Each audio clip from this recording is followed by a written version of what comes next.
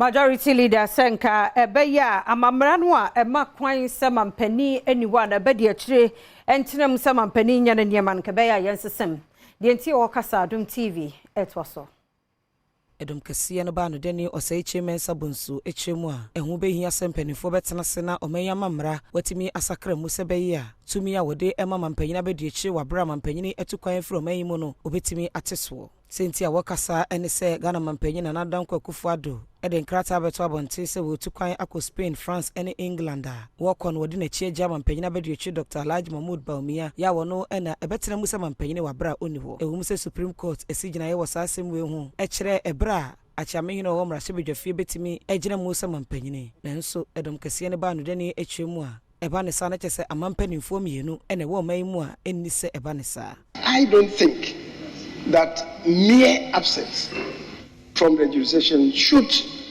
be construed to mean that the president is not able to perform the functions of his office.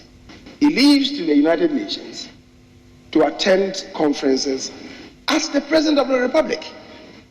How can anybody construe that to mean that the mere fact that he's outside amounts to inability to perform the functions of his office? When he's there, recognizably as the president of the republic and is performing the functions of the office of the president. And I think that, Mr. Speaker, it should be part of our engagement. It's the reason why some of us are proposing a holistic review of this constitution. Anusi yepe ena former minority chief whip Mohammed Muntaka Mubarak enso echere se ebeyanka amamra no wonsakrem esanse editumi bebre ema mampanyini a eni se ebanesa. I keep asking, what is preventing us as a country from implementing the recommendations?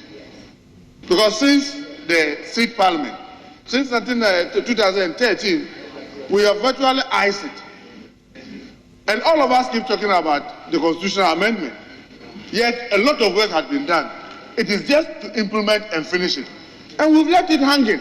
And yet all of us keep complaining about it.